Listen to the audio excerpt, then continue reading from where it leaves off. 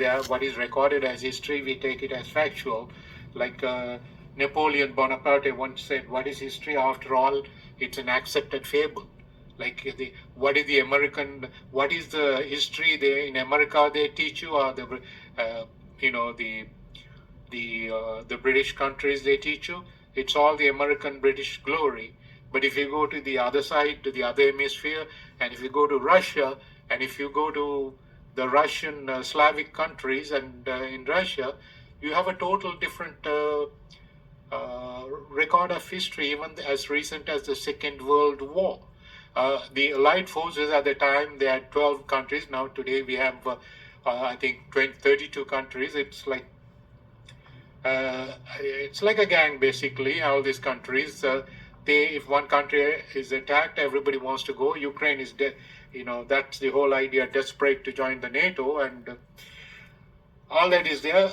But what it is, see, if you study the Russian side of the Second World War, in the American Allied forces, they say they won the war, but forget the history, the account of history and the war. Let's take statistics. In the Second World War, the Nazi forces, how many human lives did they sacrifice? 7.5, thereabouts, right?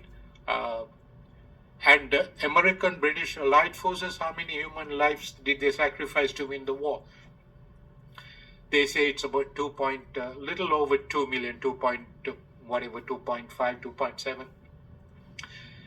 The Allied forces that won the war just sacrificed 2.2, 2.4, thereabouts million human lives, while Nazi forces, Nazi Germany sacrificed 7.5 million, but the Allied forces won.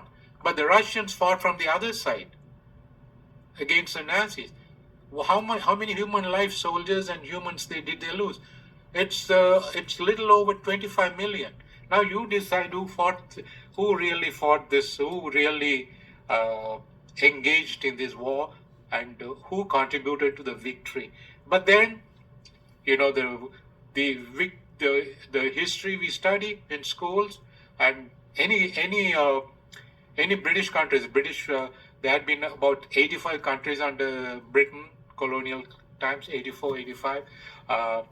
So all these countries, they teach the history that we teach. Even in India, it's not the Indian history they are studying, it's the British colonial history they are studying as Indian history.